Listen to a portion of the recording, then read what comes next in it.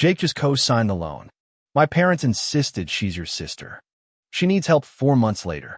The first missed payment arrived. Then another when I saw her Instagram post. Cocktail and hand captioned. Work hard, play hard. I knew exactly what to do. I just need a co-signer that's a Jake. Sarah's voice was sweet too sweet. The kind of tone she used when she wanted something. I leaned back in my chair. Arms crossed, and why exactly do you need me?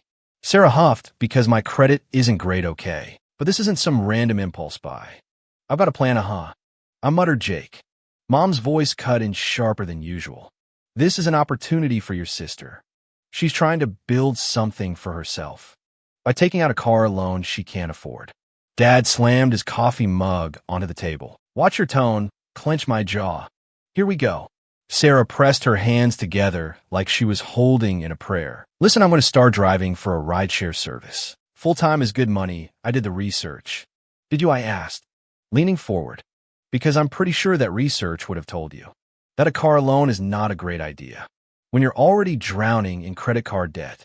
Jake, Mom sighed, shaking her head. You're being dramatic. No, I'm being realistic.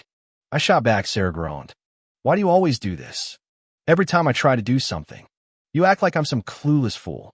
I ran a hand through my hair, biting down the frustration bubbling in my chest. I don't think you're clueless, Sarah. I think you're reckless. Her face twisted in anger. You don't believe in me. You never have. Oh my God. Are you serious right now? I snapped. Sarah, this isn't about belief. It's about math. Do you even know what your monthly payment is going to be? Yes, Jake. I do, she spat. And I'll be making double that every month minimum.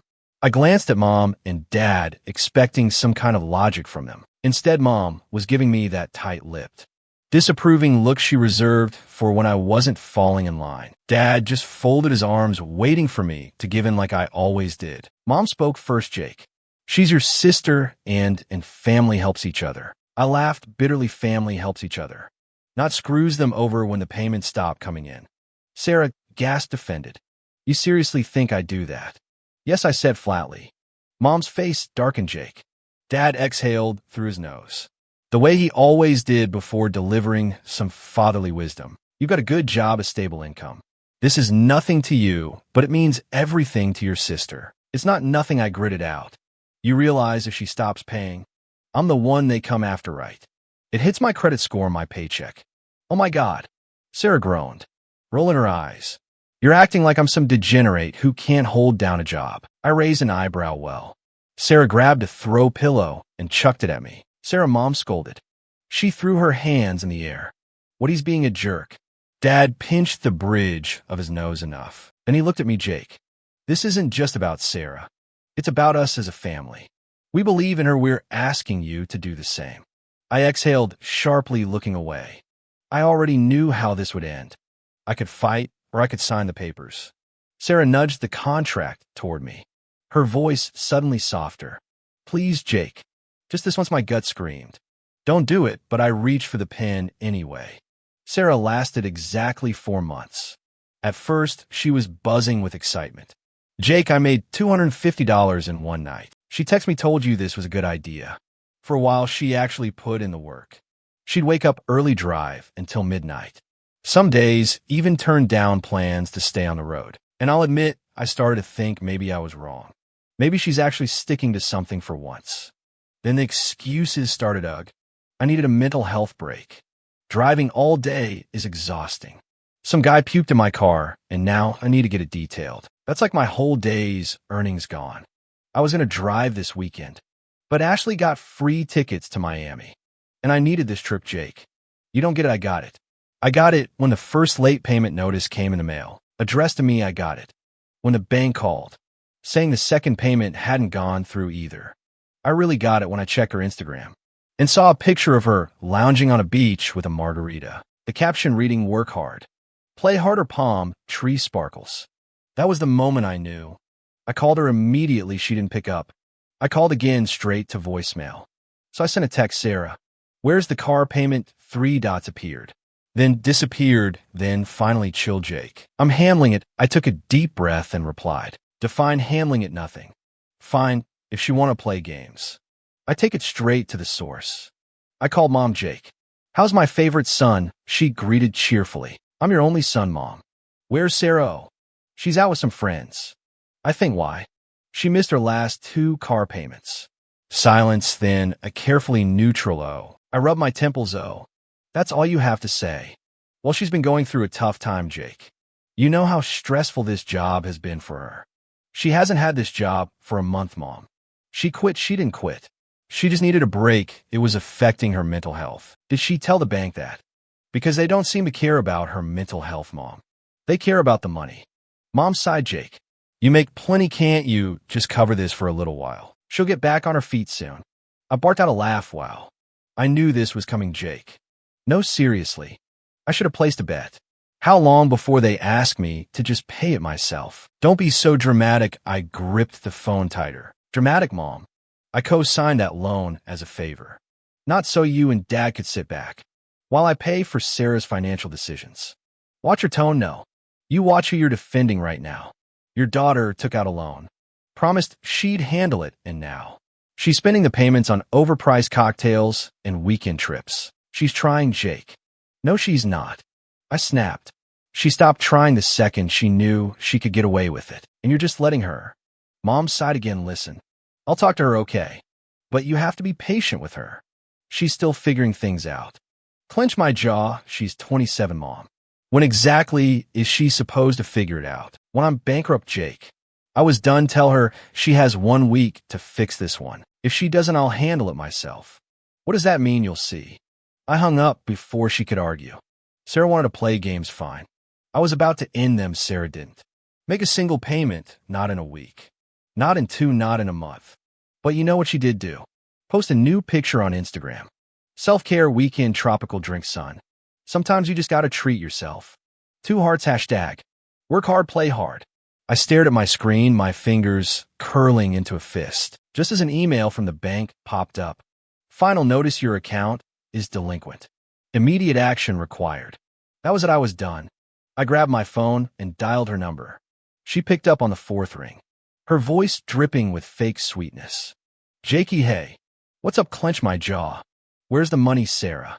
A long pause, then a dramatic sigh. Jake. Really, why are you ruining my day? I laughed short. Bitter and sharp, your day, Sarah. The bank just sent me a final notice. Do you even know what that means? Oh my God, chill. I told you I'm handling it. I ran a hand down my face, trying to stay calm. Sarah, when? When are you handling it? Because I just saw your little self-care post, and it looks like you're handling pina coladas. Not car payments. Jesus, Jake. I needed a break. I've been so stressed. Stressed you quit your job. What are you even stressed about? She scoffed. You don't get it. I've been going through a lot, okay? Oh yeah. So have I, like, for example, trying to stop my credit score from tanking because my irresponsible little sister decided she'd rather play rich than actually work. Wow, nice, Jake. Really nice. You're such a pain. No, Sarah. I'm a fool for trusting you. Another pause, then her voice turned venomous. Well, guess what? You signed a contract. That means it's your problem now. I gripped my phone so tight my knuckles went white. You're right, Sarah. It is my problem, but I'm about to fix it. What's that supposed to mean? She snapped. I didn't answer. Instead, I hung up, and then I called the bank. The next move. I spent the next hour going through every option with the loan officer. I could try to negotiate a lower monthly payment, except Sarah had already ignored their calls. I could pay it off myself. But screw that, that left one option: repossession. I checked the contract as a co-signer. I had every right to reclaim the vehicle if payments weren't made. The only problem, Sarah wasn't going to hand over the keys willingly, which meant I had to get creative. The setup, I knew Sarah's routine. Or at least I knew the version she posted online. Every Friday night, she went out. That was my opportunity. One called a buddy of mine, Eric, who worked in towing. You serious? He asked. When I explained, dead serious. Eric laughed. Remind me never to piss you off. Send me the location. I'll be there at 10:45 p.m. And I pulled up outside. Her favorite club, blending into the sea of parked cars. Sure enough, there was her car. Shiny new and completely unpaid for. Eric's tow truck rumbled up behind me. You sure you want to do this? He asked. I exhaled. Yeah, let's go. Hooking up the car took less than 5 minutes. Just as we finished, I heard an all too familiar voice. What the heck? I turned to see Sarah storming out of the club, heels clicking furiously against the pavement. Her face twisted in rage. She wasn't alone. Mom and Dad were with her. Perfect the explosion, Sarah ran straight for me. Shove in my chest, are you insane? What are you doing? I didn't flinch. Fixing your mess, she gaped at me. You're stealing my car, no. I said calmly, I'm taking my car. The one I co-signed for the one you stopped paying for. Dad stepped in, his voice low and dangerous. Jake, let's talk about this. I crossed my arms, oh. Now you want to talk? Mom's voice wobbled. Honey, this isn't necessary. We can figure something out as a family. I let out a sharp, humorless laugh. Oh, now we're family. Where was that? When you told me to just cover the payments while Sarah was partying. Sarah's face turned red. I needed this break. You have no idea what I've been dealing with. Oh, I have every idea. I shot back. You've been dealing with luxury brunches, overpriced cocktails, and vacations you can't afford. She stomped her foot like a bratty teenager. You're ruining my life. I stepped closer, my voice dropping. No, Sarah. You did that all by yourself. She turned to Mom and Dad, her voice breaking. Are you seriously letting him do this, Mom? Mom looked at me, pleading. Jake, sweetheart, this isn't fair. She's trying. She's not trying. I snapped. She's failing. And I'm done being the safety net. Sarah turned to Eric, her hands on her hips. You can't do this. I'll call the police. Eric smirked. Go ahead. They'll tell you the same thing I will. It's legal. Your brother's name is on the contract. He has every right to take it. Sarah's mouth opened and closed, her mind scrambling for a counterattack. Dad clenched his fists. Jake, stop this right now. I met his gaze. Or what, you'll cut me off. I gestured to the car. News flash, Dad. I've been paying my own bills for years. The only one who needs you is her silence. Sarah's breath hitched. We're done. I smiled coldly. At least now I won't be cleaning up your mess. Eric gave me a nod. We good. I turned away from my family, if you could even call them that, and waved my hand. Yeah, we're good. The tow truck pulled away. Sarah's screams fading into the night. I didn't look back. The silence after the storm was deafening. No screaming phone calls, no endless texts, no fake apologies from Sarah. Just silence for the first time in months. I wasn't waking up to bank notices or anxiety-inducing mispayments. The car was gone. The loan was settled. And Sarah's financial disaster was no longer my problem. But if I thought she'd just disappear quietly, I was dead wrong. 3 days later, Mom showed up at my apartment. The guilt trip begins. I barely had the door open before she shoved past me, her purse swinging dramatically over her shoulder. What is wrong with you, Jake? I sighed. Good to see you too, Mom. She spun around, eyes flashing. Do not joke about this. Your sister is devastated. She's in bed, crying. She can't even eat. You stole her car. I leaned against the wall, arms crossed. You mean the car I was legally responsible for? The one she refused to pay for that car, Jake. She hissed, lowering her voice like she was about to deliver some grand wisdom. Family doesn't do this to each other. I let out a dry laugh. Oh, really? Because it kind of feels like family doesn't leave their own to drown in debt while they're sipping cocktails on vacation. Mom's face twitched, but she wasn't backing down. She was trying. You just humiliated her in front of everyone. You embarrassed us. Your father is furious. I stared at her. And what do you expect me to do, Mom? Give her a new car, pay off her debts? What? She hesitated. Well, your father and I, we're thinking since you're in a good place financially. I laughed so hard, I actually had to put my hand on my knee. Oh my God. You actually came here to shake me down for money. Mom straightened, offended. It's not like that, no. It is, I said coldly. You're here because Sarah burned every bridge, and now you need me to fix it again. Her lip trembled, but I didn't budge. I was done, Mom. Tried one last time. Sweetheart, please. We're family. I met her gaze. My voice calm, then start acting like it. She blinked, and for the first time in my life, I saw at the moment she realized I wasn't bending this time. No fixing, no saving. No sacrificing, just me. Mom clutched her purse, her lips pressing into a thin line. Fine, she turned toward the door. If that's how you want it. Don't come crying to us when you need help. I let out a slow breath. You know what's funny, Mom? I never have. She stiffened, but didn't turn around. And then she left. The fallout over the next week. The messages started rolling in. Dad, you went too far. Fix this, Sarah. I hate you. I hope you rot. Random cousin I hadn't spoken to in years. Bro heard you ruined your family. Harsh, I ignored them all. The old me, the family fixer, would have spent hours arguing, justifying, begging them to understand. But I didn't owe them anything. I went to work, hung out with friends. Actually enjoyed my life, without waiting for the next financial disaster to explode in my face. Then a week later, Sarah finally hit rock bottom. The desperation play, she called me at 2 a.m. I almost ignored it. I picked up half expecting another screaming match, but what I got instead, sobbing Jake. Her voice was wrecked. I don't know what to do. I sat up. What happened? She sniffled. I can't get to work. A sharp inhale. I lost my apartment. They kicked me out. I closed my eyes. Of course, Mom and Dad won't let me stay. She whispered. They said I need to learn responsibility. I almost choked the irony. Please, Jake. I don't have anywhere else to go. I exhaled slowly. So let me get this straight. Mom and Dad, who spent months making me the villain, are suddenly all about responsibility, now that they'd have to deal with you. Sarah, whimpered Jake. Please, I'll do better, I promise. Just let me crash for a little bit. I let her words hang in the air. She expected me to cave. I always had before. But this time I thought about all the times I'd saved her, covered for her, dug her out of messes she never learned from. And then I thought about my own future, my peace, my happiness. And I made a choice. No, Sarah. Silence, then pure disbelief. Wait, what I said? No. My voice was firm, unshaken. She let out a laugh, high and nervous, like she thought I was joking.